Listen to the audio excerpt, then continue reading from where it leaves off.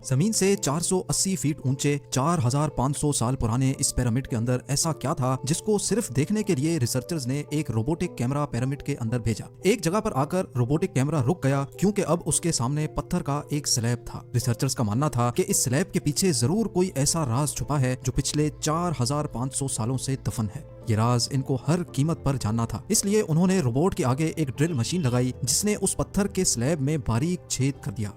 अब इस छेद के अंदर एक कैमरा भेजा गया जिसने स्लैब के उस पार एक ऐसा मंजर देखा जो पिछले 4500 सालों से किसी ने भी नहीं देखा। हेलो दोस्तों, कैसे हो आप सब? आई होप कि आप बहुत अच्छे होंगे। आज मैं आपके लिए एक और इंटरेस्टिंग वीडियो लेकर आया हूँ, जिस वीडियो में इंजीनियर ने 4500 साल पहले की पिरामिड के अंदर बहुत बड़ी खोज की। आखिर खोज करके उन्होंने क्या इसमें निकाला, क्या ऐसी खोज की उन्होंने, क्या ऐसी सर्च किया इस वीडियो में। तो आइए गाइस देखते हैं बिना किसी देरी के इस इंटरेस्टिंग वीडियो।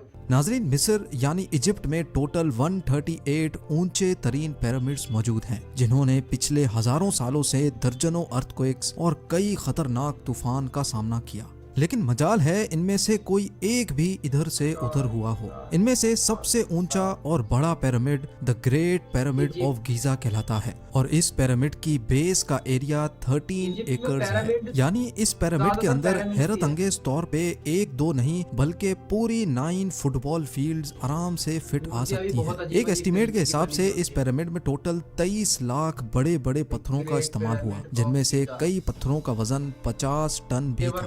अगर इसके टोटल वजन का अंदाजा लगाया जाए तो इस पिरामिड का वजन 60 लाख टन है, जो 12 बुर्ज खलीफा के वजन के बराबर बनता है। लेकिन इतने ऊंचे और आलीशान पिरामिड्स बनाने का आखिर मकसद क्या था? हजारों साल पहले जब इंसान के पास कोई टूल्स भी मौजूद नहीं थे, तब इन पिरामिड्स की दीवारों को कैसे इंच बाय इंच लेवल किया गया?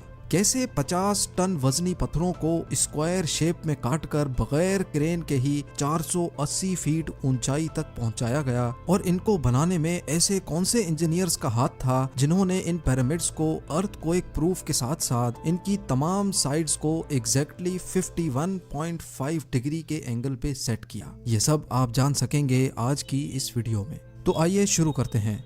Challenge number 1। कई सदियों से मुख्तलिफ रिसर्च टीम्स इस पिरामिड की कंस्ट्रक्शन टेक्निक जानने के लिए सर जोड़कर बैठी थीं कि आखिर इस पिरामिड की हर side exactly north, south, east और वेस्ट पे बगैर कंपास के कैसे सेट की गई होंगी। कई एक्सपर्ट्स का मानना है कि उस टाइम के आर्किटेक्ट्स ने सबसे पहले ऐसी जमीन तलाश की होगी जो लाखों टन वजनी पत्थरों का वजन झेल सके। उसके बाद पोलर स्टार्स यानी वो सितारे जिनकी मदद से अर्थ के पोल्स का पता पड़ता है, उनकी मदद से पिरामिड की हर साइड को मार्क किया गया।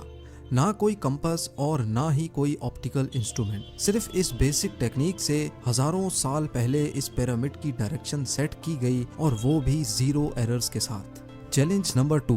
अगला चैलेंज था जमीन को लेवल करने का।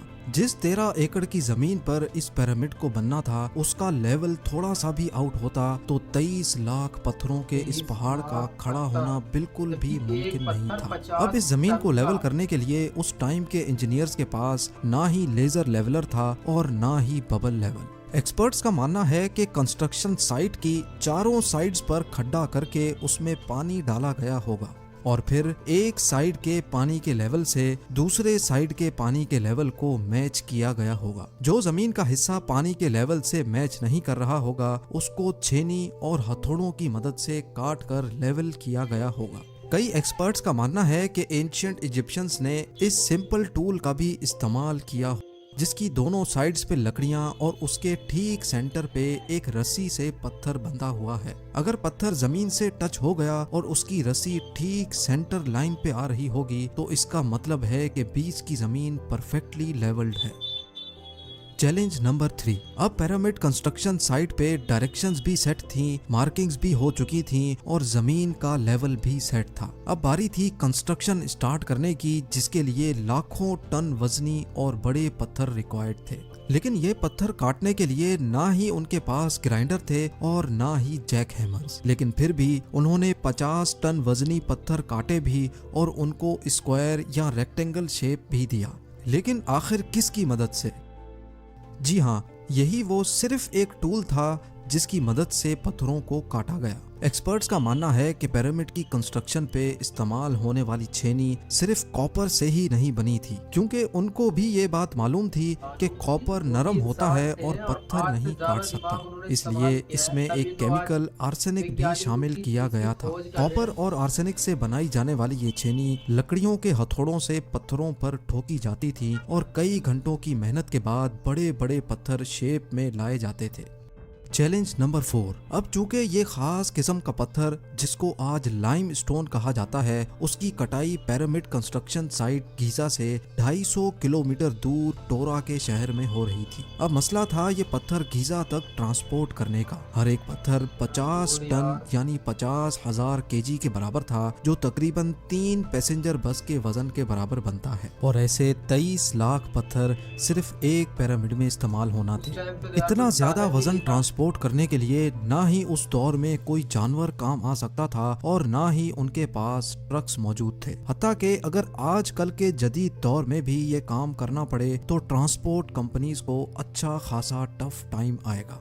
हैरत अंगेज तौर पे ये काम वर्कर्स और कश्तियों की मदद से किया गया। जी हाँ, टोरा और गीजा के दरमियान मौजूद रिवर का फायदा उठाया गया और बड़ी बड़ी कश्तियों में पत्थर लाद कर पिरामिड साइट पर पहुंचाए गए। एक्सपर्ट्स का मानना है कि ये काम इतना आसान नहीं था। शिप्स में इतने बड़े पत्थर की लोडिंग और अनलोडिंग में कम से कम भी 500 मजदूरों की आर्मी एक ही वक्त में लगाई गई होगी। Challenge number 5।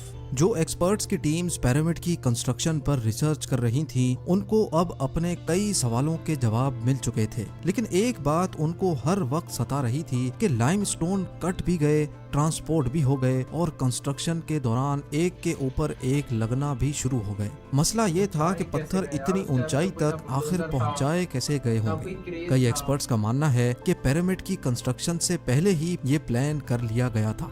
या तो ये स्पाइरल ट्रैक के जरिए ऊपर गए होंगे या फिर जिग जैग तरीके से, लेकिन ये बात तो तय है कि 50,000 केजी के पत्थर ऊपर मजदूरों की आर्मी की मदद से ही खींच कर गए होंगे। Challenge number 6। बात सिर्फ लाखों मजदूरों छेनी हथौड़े से लाइमस्टोन काटने और इतने बड़े पत्थरों को ट्रांसपोर्ट करने की ही नहीं थी। इस पिरामिड के अंदर कंपार्टमेंट्स, उनके अंदर जाने का रास्ता और कई छोटी छोटी सुरंगें भी बनाई गई थी। बाकी सब चीजें तो ठीक थी, लेकिन एक चीज एक्सपर्ट्स को हैरान कर गई और वो ये थी कि अंदर के कंपार्टमेंट्स में जो पत्थर इस्तेमाल हुआ था वो लाइमस्टोन नहीं बल्कि ग्रेनाइट था। जी हाँ, ग्रेनाइट एक ऐसा पत्थर है जो डायमंड के बाद दुनिया का सबसे सख्त तरीन स्टोन माना जाता है।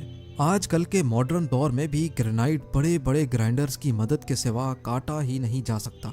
दुनिया भर से कई आर्कियोलॉजिकल एक्सपर्ट्स को पिरामिड का विजिट भी करवाया गया, लेकिन किसी को भी इस बात का सुराग नहीं मिला कि 4500 साल पहले इजिप्शियंस ने ग्रेनाइट जैसे ठोस पत्थर को इतनी सफाई से कैसे काटा था। आखिरकार कई सालों के बाद एक्सपर्ट्स ने इस मिस्ट्री को भी सॉल्व कर दिया। इजिप्शियंस ने ग्रेनाइट को इतनी सफाई से एक ऐसे आरे से काटा था जिसके दांत ही नहीं थे। जी हाँ, बगैर दांतों वाले इस आरे के दोनों साइडों पर वजन डालकर इसको ग्रेनाइट पर चलाया जाता था और बीच में बजरी डाली जाती थी। एक्सपर्ट्स का मानना है कि इस तरीके से इतने बड़े पत्थर को काटने में 4 महीनों का वक्त लग जाता था।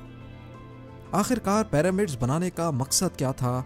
इन पिरामिड्स को बनाने में कितने मजदूर एक ही वक्त में काम करते थे? और रोबोटिक कैमरा ने जब पिरामिड के अंदर पत्थर के स्लैब में सुराख किया तो उसके अंदर वो कौन सा मंजर देखा गया जो पिछले 4500 सालों से किसी ने भी नहीं देखा था? ये सब और इससे भी ज्यादा आप जान सकेंगे इस वीडियो के पार्ट 2 में। तो गाइस, कैसी लगी हमारी ये इंटरेस्टिंग वीडियो इजिप्ट के पिरामिड के बारे में, जिसके बारे में बताया गया है?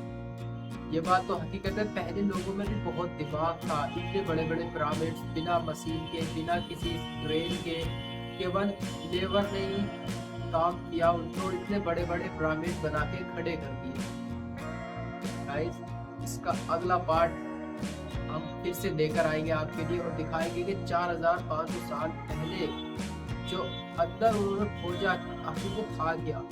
मिलते अगली ऐसी इंटरेस्टिंग वीडियो के साथ, तब तक के लिए।